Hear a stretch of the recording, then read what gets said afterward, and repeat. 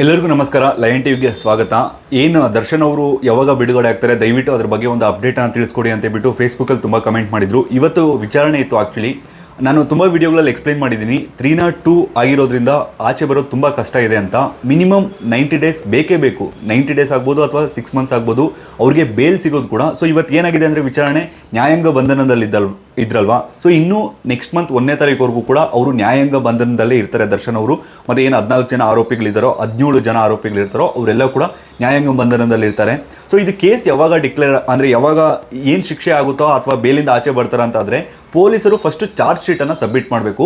ಈ charge sheet ಏನು submit ಮಾಡ್ತಾರೋ ಅದ್ರ ಮೇಲೇ ಕೇಸ್ ನಿಂತಿರುವಂಥದ್ದು. ಇವಾಗ ಕೋರ್ಟಲ್ಲಿ ಅವ್ರು ಎಷ್ಟೇ ಪ್ರಭಾವಿಗಳಾಗಿರ್ಬೋದು, ಯಾವುದೇ ಪ್ರಧಾನಮಂತ್ರಿಗಳಾಗಿರ್ಬೋದು ಅಥವಾ ಯಾವುದೇ ಸಾಮಾನ್ಯ ಪ್ರಜೆ ಆಗಿರ್ಬೋದು, ಸೊ ಕೋರ್ಟ್ ಕೇಳುವಂಥದ್ದು ಸಾಕ್ಷಿಗಳು. ಈ ಚಾರ್ಜ್ ಶೀಟ್ ಅನ್ನೋದು ತುಂಬ ಇಂಪಾರ್ಟೆಂಟ್ ಆಗುತ್ತೆ. ಈ ಕಡೆ ಸಿನಿಮಾ ಇಂಡಸ್ಟ್ರಿ ಅವರು ಕೂಡ ಪ್ರೆಷರನ್ನು ಹಾಕ್ತಿದ್ದಾರೆ ಸರ್ಕಾರದ ಮೇಲೆ. ಏನಕ್ಕಂದರೆ ದರ್ಶನ್ ಅವರು ಏನಾದರೂ ಜೈಲಲ್ಲಿದ್ದರೆ ಸಿನಿಮಾ ಇಂಡಸ್ಟ್ರಿಗೆ ತುಂಬ ಎಫೆಕ್ಟ್ ಆಗ್ತಿದೆ. ಸೊ ಆದಷ್ಟು ಬೇಗ ಬಿಡಿಸ್ಕೊ ಬನ್ನಿ ಅಂತ ಬಿಟ್ಟು ಕೆಲವರು ಹೇಳಿದ್ದಾರೆ ಅಂತ ಹೇಳ್ಬಿಟ್ಟು ಅಪ್ಡೇಟ್ ಬರ್ತಿದೆ. ಇನ್ನು ಕೆಲವರು ಏನು ಹೇಳಿದ್ದಾರೆ ಅಂದರೆ, ಇಲ್ಲ ದರ್ಶನ್ ಅವರು ತಪ್ಪು ಮಾಡಿದರೆ ಶಿಕ್ಷೆ ಆಗಬೇಕು ಅಂತ ಬಿಟ್ಟು ಸಿನಿಮಾ ಇಂಡಸ್ಟ್ರಿ ಅವರು ಕೂಡ ಅಪೋಸನ್ನು ಮಾಡ್ತಿದ್ದಾರೆ. ಆದರೆ ಈಗ ಬರ್ತಿರೋ ಮಾಹಿತಿ ಪ್ರಕಾರ ಪ್ರೆಷರ್ ಅಂತೂ ಜಾಸ್ತಿ ಇದೆ ಸರ್ಕಾರದ ಮೇಲೆ. ಸೊ ರಾಜಕಾರಣಿಗಳು ಇನ್ವಾಲ್ವ್ ಆದರೆ ಇದರಲ್ಲಿ ಆರಾಮಾಗಿ ದರ್ಶನ್ ಅವರನ್ನ ಬಿಡಿಸ್ಕೊಬರ್ಬೋದು. ಒಂದು ಸ್ಮಾಲ್ ಎಕ್ಸಾಂಪಲ್ ಕೊಟ್ಬಿಡ್ತೀನಿ. ಇವಾಗೇನು ಪೆನ್ ಡ್ರೈವ್ ವಿಚಾರಣೆ ಎಲ್ಲರಿಗೂ ಗೊತ್ತಿರುತ್ತಲ್ವಾ. ಪ್ರಜ್ವಲ್ ರೇವಣ್ಣ ಅವರು ಬೇರೆ ದೇಶಕ್ಕೆ ಹೋದ್ರು, ಅಲ್ಲಿಂದ ಕರ್ಕೊಬಂದರು, ಅವ್ರಿಗೆ ನೋಟಿಸನ್ನು ಕೂಡ ಕೊಟ್ಟರು, ಅಂತಾರಾಷ್ಟ್ರೀಯ ಮಟ್ಟದಲ್ಲಿ ಅವ್ರ ಮೇಲೆ ಒತ್ತಡವನ್ನು ಕೂಡ ಹಾಕಿದ್ರು. ಬಟ್ ಇಷ್ಟೆಲ್ಲ ಮಾಡಿದವರು ಪೊಲೀಸರು ಆ ಪೆನ್ ಡ್ರೈವ್ ಹಂಚಿದ್ದು ಯಾರು ಅಂತ ಕೂಡ ಇದುವರೆಗೂ ಕಂಡುಹಿಡಿದಿಲ್ಲ. ಸೊ ಗೊತ್ತಾಗಿರುತ್ತೆ ಅಂದ್ಕೊಳ್ತೀನಿ ಯಾವ ರಾಜಕಾರಣಿಗಳು ಅಂತ. ಸೊ ಅದೇ ರೀತಿ ರಾಜಕಾರಣಿಗಳು ಇನ್ವಾಲ್ವ್ ಆದರೆ ಏನು ಮಾಡ್ತಾರೆ ಅಂದರೆ, ಈ ಚಾರ್ಜ್ ಶೀಟ್ ಸಬ್ಮಿಟ್ ಮಾಡ್ತಾರಲ್ಲ, ಚಾರ್ಜ್ ಶೀಟ್ ಅಂದರೆ ಕಂಪ್ಲೀಟ್ ಈ ಕೇಸ್ ಏನೇನು ಇರುತ್ತೋ ಕಂಪ್ಲೀಟ್ ಅದರಲ್ಲಿ ಇರುತ್ತೆ. ಏನೇನು ಎವಿಡೆನ್ಸ್ ಸಿಕ್ಕಿದೆ, ಏನೇನು ಸ್ಟ್ರಾಂಗ್ ಎವಿಡೆನ್ಸ್ ಸಿಕ್ಕಿದೆ, ರಿಪೋರ್ಟು ಪ್ರತಿಯೊಂದು ಕೂಡ ಅದರಲ್ಲಿ ಇರುತ್ತೆ. ಸೊ ಅದನ್ನು ನೋಡಿಕೊಂಡು ಕೋರ್ಟ್ ಡಿಕ್ಲೇರ್ ಮಾಡುವಂಥದ್ದು, ಅಂದರೆ ಏನು ಶಿಕ್ಷೆ ಆಗಬೇಕು, ಏನು ಇದು ಮಾಡಬೇಕು ಅಂತ.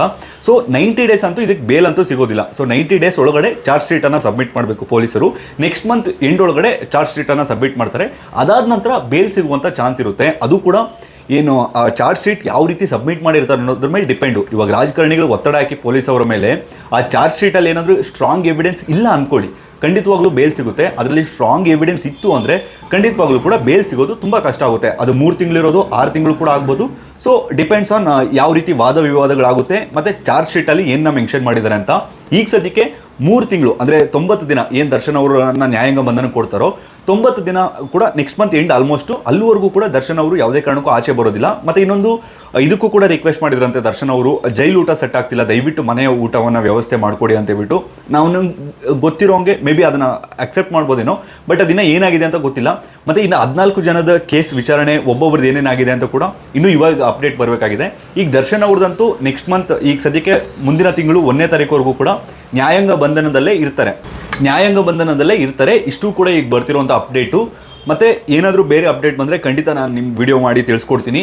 ಬಿಡುಗಡೆ ಆಗೋದು ಬಹುಶಃ 90 ಡೇಸ್ ಆದಮೇಲೆ ಬೇಲ್ ಸಿಗ್ಬೋದೇನೋ. ಬಟ್ ಆ ಚಾರ್ಜ್ ಶೀಟ್ ಯಾವ ರೀತಿ ಫೈಲ್ ಮಾಡಿರ್ತಾರೆ ಅನ್ನೋದ್ರ ಮೇಲೆ ಡಿಪೆಂಡ್ ಆಗುತ್ತೆ. ಏನೇ ಆಗಲಿ ಇದ್ರ ಬಗ್ಗೆ ನೀವೇನು ಹೇಳ್ತೀರಾ ತಪ್ಪದೆ ನಮ್ಮ ಕಮೆಂಟ್ ಬಾಕ್ಸ್ನಲ್ಲಿ ಕಮೆಂಟ್ ಮಾಡಿ. ಈ ವಿಡಿಯೋ ಇಷ್ಟ ಆದರೆ ಈ ವಿಡಿಯೋಗೊಂದು ಲೈಕ್ ಕೊಟ್ಟು ಈ ವಿಡಿಯೋನ ಈಗಲೇ ಎಲ್ಲ ಕಡೆ ಶೇರ್ ಮಾಡಿ. ಇದೇ ರೀತಿಯಾದ ಮತ್ತಷ್ಟು ವಿಡಿಯೋಗಳಿಗಾಗಿ ತಪ್ಪದೆ ನಮ್ಮ ಯೂಟ್ಯೂಬ್ ಚಾನಲ್ ಸಬ್ಸ್ಕ್ರೈಬ್ ಮಾಡಿಕೊಳ್ಳಿ ಹಾಗೂ ಪಕ್ಕದಲ್ಲಿರುವ ಬೆಲ್ ಬಟನನ್ನು ಕ್ಲಿಕ್ ಮಾಡಿ. ಧನ್ಯವಾದಗಳು.